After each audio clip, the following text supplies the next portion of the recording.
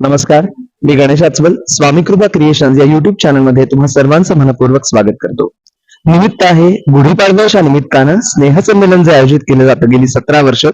चिरायू नावच इतकं सुंदर आहे. चिरायूला 17 वर्षांची परंपरा आहे आणि हे स्नेहसंमेलन आयोजित करण्यामध्ये अतिशय महत्वाचा वाटा होता तो सुप्रसिद्ध अभिनेते, दिग्दर्शक, निर्माते विनय आपटे यांचा. आणि आज वैजयंती आपटे आपल्या सोबत आहेत. वैजयंतीताई नमस्कार. चिरायू म्हटल्यानंतर साहजिकच विनायकाकांची आठवण येते आम्हाला. तर या चिरायूची जी संकल्पना होती मुळात त्यांच्या आणि त्यांच्या मित्रांच्या ग्रुपनी सुरू केलं, तर त्याची आठवण एखादी सांगा ना. आठवण म्हणजे तेव्हा कसं झालं की 31 डिसेंबर सगळे खूप जोरात साजरे करतात, पार्ट्या असतात सगळीकडे. आणि मग आपलं जे हिंदू नववर्ष दिन आहे गुढीपाडवा, मग तो आपण अशा पद्धतीने का साजरा करूया नको असं म्हणून असा विचार विनयच्या मनात आला. मग त्यांनी मंगेश कुलकर्णी, त्याचे मित्र लेखक कवी मंगेश कुलकर्णी, त्याच्यानंतर तेव्हा विक्रम गोखले होते, सुरेश भागवत होते, ते ह्या सगळ्या मित्रांनी मग ठरवलं की आपण करूया म्हणून असं काहीतरी.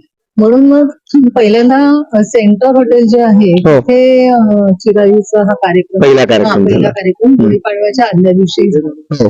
आणि तिथे सांगण्यासारखी गोष्ट म्हणजे तमाम मराठी इंडस्ट्रीमध्ये सगळे कलाकार आवर्जून उपस्थित होते. आणि अगदी रेणुका शहाणे, भारती असरेकर, वंदना गुप्ते या सगळ्या नऊवारी नेसून नथी घालून सगळ्यांना पन्हा सर्व करत होत्या. आणि अगदी आपल्या मराठमोळ्या आणि जेवणाच सुद्धा पुरणपोळी, मोदक वगैरे असे सगळे पदार्थ तेव्हा तिथे ठेवले होते.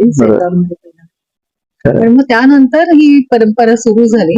आणि अर्थात तेव्हा आताच्या काळासारखे स्पॉन्सर्स वगैरे एवढे नव्हते. सगळे कलाकार स्वतःचं कॉन्ट्रीब्युशन काढून कार्यक्रम करायचे. मराठी परंपरा टिकवणं महत्वाचं आहे. आणि मग सगळे कॉन्ट्रीब्युशन काढून सगळा खर्च वाटून घ्यायचे, पण दरवर्षी करायचं. आणि आज 17 वर्ष ही परंपरा सुरू आहे. सुशांत शेलार यांचा वाटा आहे त्याच्यात, अक्षय परदापूरकर पण आहे, त्यांच्याबद्दलही थोडस. हो, कारण की सुरुवात जरी झाली विनयनी किंवा त्याच्या बरोबरच्या मित्रांनी, तरी आता आपण बघा की विक्रमजी पण नाहीये तयार, मंगेश पण आजारी आहे, तो पण एवढा ऍक्टिव्ह नाहीये. तर त्यामुळे ही परंपरा आपल्याच पैकी कोणीतरी पुढे नेणं आवश्यक होतं, पुढे चालवणं आवश्यक होतं. आणि मग सुशांत शेलार जो विनयचा शिष्यच आहे आणि नथुराम गोडसे नाटकात त्यांनी काम केलं होतं, तर त्यांनी मग हा विडा उचलला आणि दरवर्षी तो हा कार्यक्रम करतो आणि आवर्जून मला बोलवतो, मी येते. खरंय, तुम्ही जर म्हणा शिष्यच त्याचा, तर त्याच ओळीने सांगता करावीशी वाटते. गुरुने दिला ज्ञानरूपी वसा, आम्ही चालवू हा पुढे वारसा. सुशांत शेलार आणि त्यांचे सहकारी सर्वजण हा वारसा, ही परंपरा टिकवण्यात महत्वाचं योगदान आहे त्यांचं. आपण या चिरायू उपक्रमाला शुभेच्छा देऊया.